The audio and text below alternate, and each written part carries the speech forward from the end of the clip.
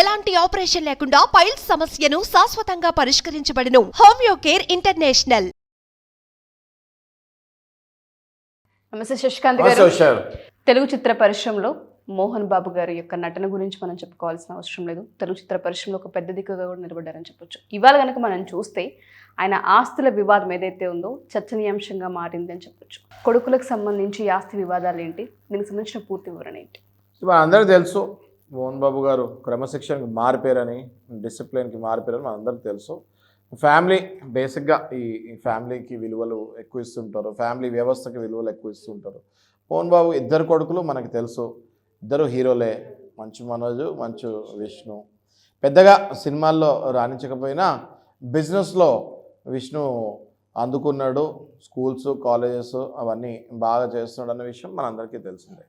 అలాగే మంచు మనోజ్ కూడా కొన్ని మూవీస్ హిట్ కూడా అయినాయి. ఆ తర్వాత అంత పెద్దగా రాలేకపోయినా ఇక ఆయన లైఫ్లో ఆయన బిజీగా అయిపోతుంది జరిగింది. అయితే ఇప్పుడు ప్రాబ్లం ఎక్కడ వచ్చింది అంటే, మెయిన్గా మోహన్ బాబు గారి ఆస్తి వివాదాల్లో తగాదు వచ్చింది.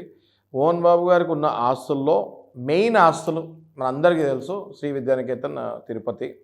ఓకే, ఆ స్కూల్స్, కాలేజెస్ అవన్నీ కూడా చాలా ప్రసిద్ధి చెందినవి. అక్కడ చదువుకున్నారంటేనే ఒక స్టేటస్ సింబల్ లాగా ఉంటుంది. అక్కడ very famous university, college university కూడా చేస్తా అన్నారు దాన్ని. ఈ స్కూల్స్, కాలేజెస్ ఏవైతే ఉన్నాయో అవన్నీ కూడా మంచు విష్ణుకి ఇచ్చేస్తాము. ఫామ్ హౌస్, ఇల్లు ఏవైతే ఉన్నాయో అవన్నీ మంచు మనోజ్కి ఇస్తాము. అలాంటిది జరిగింది. సో అప్పుడు ఏమైంది అంటే, మంచు మనోజ్కి ఏమనిపించింది అంటే, అసలు నాకు ఇచ్చినవి ఆయనకి ఇచ్చినవి కంపేర్ చేసుకుంటే చాలా డిఫరెన్స్ ఉంది.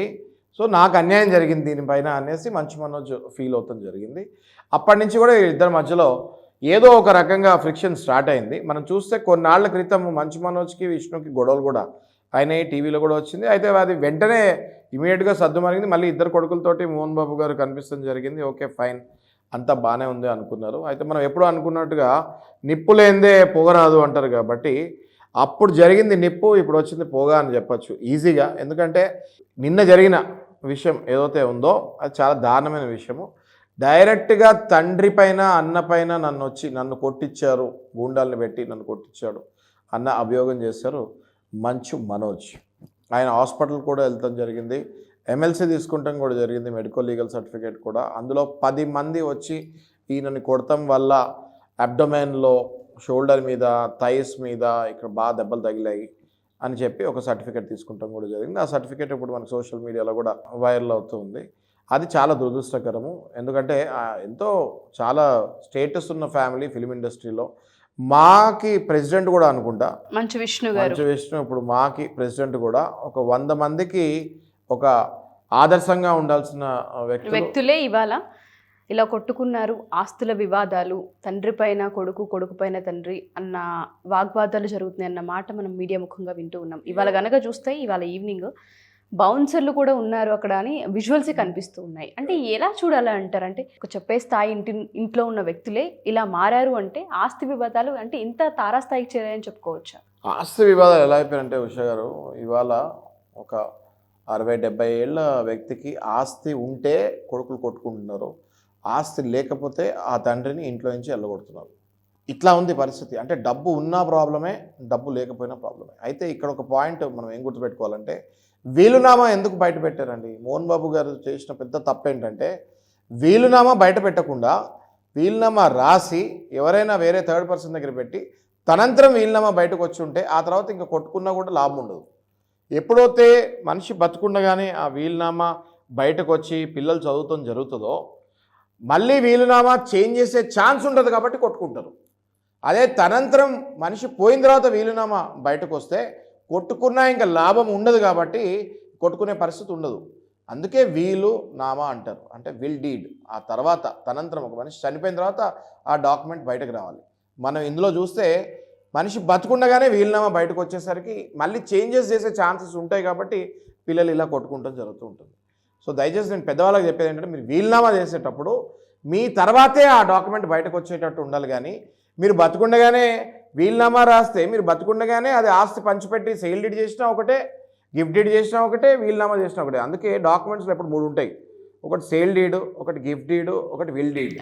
మీరు సేల్ డీడ్ అంటే డైరెక్ట్గా అమ్మేయచ్చు ఎవరికైనా, గిఫ్ట్ డీడ్ అంటే మీరు డైరెక్ట్గా మీ పిల్లలకి మీరు బతుకుంటాను గిఫ్ట్ డీడ్ రాసి ఇదిగో ఇది నీ గిఫ్ట్ అని ఇచ్చేయచ్చు.